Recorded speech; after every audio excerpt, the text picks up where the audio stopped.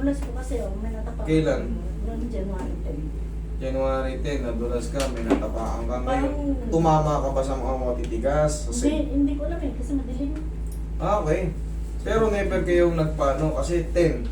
January, February 10, isang buwan. March, ano na ngayon? Tapos, 8? oo. Ano ba March? Ano ngayon? 4? O kulang na lang ng ilang araw, 2 buwan na. Pero ano po ba yung pakiramdam niyo, mami?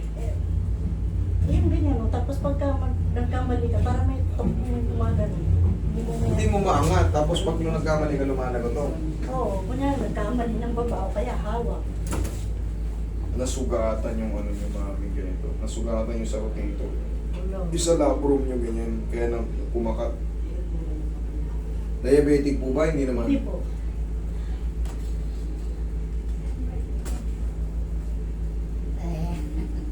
Ito po.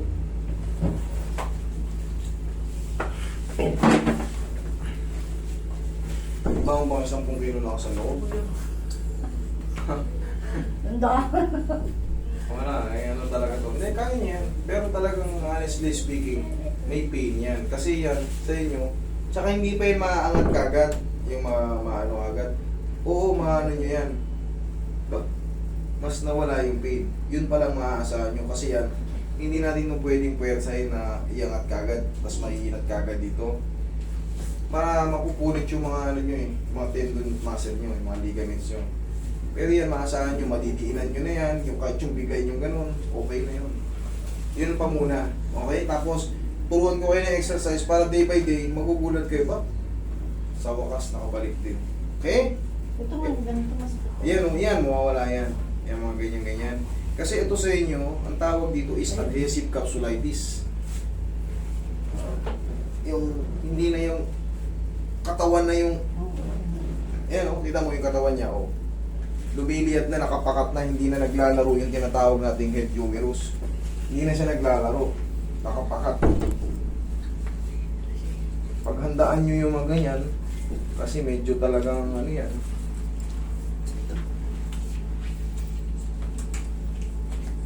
Relax na.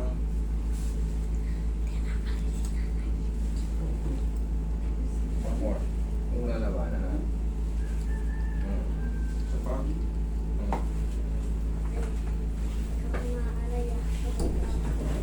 Relax na.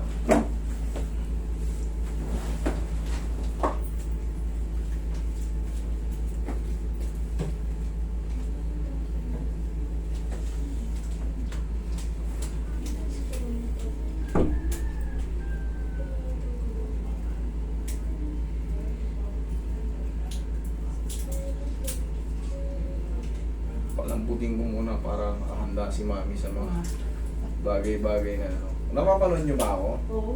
Doon ko nga napanood sa Facebook. Ito kasi yung mga frozen shoulder, madalas ko itong binibili. Parang eksperto eh. Tsaka ano, Yes! yung Kaya natin Ano ba? i-explain sa inyo yung mga bagay-bagay na nangyayari sa inyo. kaya mo anuhin yung pasyente mo. Yung iba kasi basta-basta na lang ginaganon eh. Okay. Ito binabaliktad natin, method natin para kahit pa paano. Siyempre, mababa man ang pain toleration nyo, malakas kayo sa Parang pain. bang wala man lang pakundangan. Ito talaga, siyempre mami, talagang minsan nasa ano nyo rin yan eh, nasa pain toleration nyo eh, kung kakayanin. Pero kaya yan, tingin ko na. Kasi kahit saan tayo pumunta, talagang makaka-receive kayo ng ano. Depende naman sa tao nag-handle, tsaka kung alam yung kasunod na method. Ay, pero, ayan. Babalik din ang ano yan, kasi yung mga pain na yan, nagdudulot talaga ng ano yan, pagkahilo, para manghihina na. And that's normal. Tapos na, nalabanan. One more. Tapos na. Ipa. Okay lang kayo? Okay. Ayun yan. Aroy, pati buong pala kami yan eh. Who I trust in you.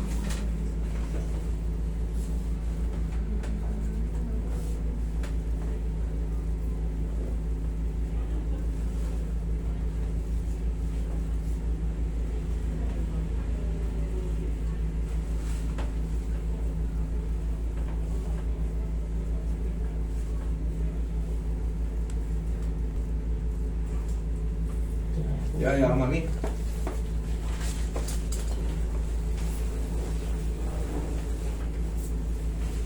Yan, lagi sa inyong kamay. Tuloy niyo po yung dulo. Okay.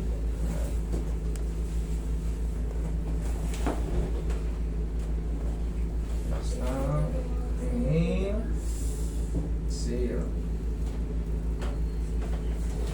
Yan lang muna.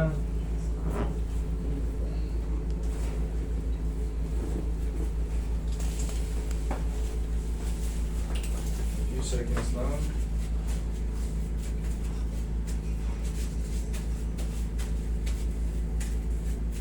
Kayo po.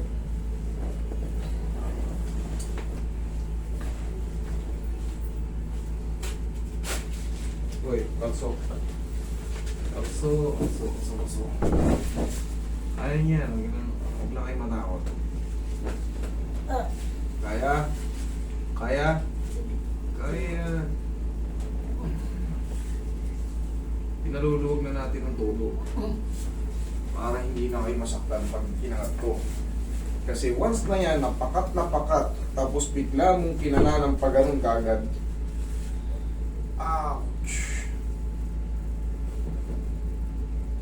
Okay, isa pa. Relax na. Nalalaban. aray! Sigaw nyo lang ng Dharma. Sabi ko lang yung wala makakaray. Matanda ka na. Pero aaray, sabi niya po. No, kasi matanda na si nanay. Hindi. Bata pa si nanay. Kaso talagang masakit to kahit bata. Pero ang mahalaga, express nyo lang yung feeling nyo. Nasasaktan kayo, aray, okay lang yun. Kasi, pag yan, aray! Mamaya hindi na kayo nahihilo ka. Iimatayin kayo. Pero pag sinabi nyo, aray! Kaya minsan pinapagawa ko sa inyo, ha! Iganon nyo lang, ibuga nyo lang. Para lang kayo sumakay ng roller coaster niyan. Pag pigil kayo ng pigil, mamaya pagbaba nyo, suka kayo ng suka. Pag sigaw kayo ng sigaw, i-enjoy nyo, wala lang. Okay lang kaya, mami. Meron pa, 2 pitik na, last na lang to. Dalawa pa. Pero hindi na ganon. Hindi na ganon kasakit. Hindi, joke lang. Okay na kayo? Sige po. Okay lang yan. Last na to. After naman ito, mas maganda na. Mas mahirap yung matagal eh. Ganon din, araw-araw din kayo nahihirapan eh. Kaya nga eh. Di ba? Tama na yung isang na isang sakit na lang. Correct. Yun, tama eh. Yan ang magandang, motivation. Pero Okay? pinapawisan na yung kamay ko. Okay na. Sige. Teka muna. Teka. Okay, inangat na natin yun. Wala na. Ganon na lang din yun. Isang na. Oo na naman. Aray! Aray! Yeah. Aray! Sigaw mo lang. Ah. Sigaw mo lang. Aray! Sigaw mo lang ng dharma yan. Aray! Mga 30 seconds na naman yan. Tapos na yan. Aray ko. Aray! Ayan na.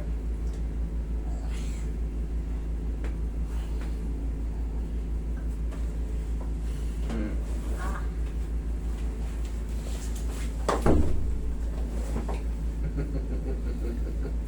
Kaya ba? Ah. Parang nandito. Ito nga, kaya hinahabol ko rito. Kasi magre-react po yun. That is normal. Pero 30 seconds na naman yan. Mabilis na naman mawala yan.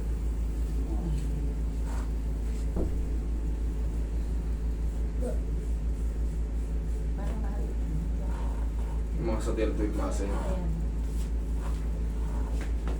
Ayan. Sa loob kasi yung pagkatanggal nun, gaganon yung biglang sisigaw yung mga blood cell. Pero, habang gumagano yung pagbukas, habang tumatagal, kumukool down din. Ayan, kita nyo, kumukool down din. Hindi yan katulad ng napilay kayo, habang pahapon ng pahapon, parang tapilok. Magang maga, ganun yun. Pero ito, sa mga adjustment dito, normal. Kaya madalas kong binibilin, magbaho ng 10 kilo na sa loob kasi talagang masakit talaga siya. Wala kayong takas kahit saan kayo pumunta, kahit sa marunong o hindi marunong, ganun pa rin ang kalalabasan. Kaya madalas ko kayong binibiro, magbawang kayo ng 10 kilo na sa loob para mapaghandaan niyo yung pain. Kasi araw-araw din kayo nasasaktan. Hindi kayo makatulog. Pag nakatulog kayo, pag kumirot, gising na kayo. Wala na, hindi na kayo. Ito, ang benefits ito, yung pain mas maano nyo na. Mas kakayanin nyo na. Nagugulpi. Kumbaga, kahit matabig kayo ng malakas, kahit lamugin na kayo, kumbaga, konting, pag ginanyo kasi kayo, masakit yan eh. Pero pag ganyan, pwede nyo nang idiin yan. Sige, idiin nyo. Tingnan nyo. Tingnan nyo. Yan sinasabi ko sa inyo.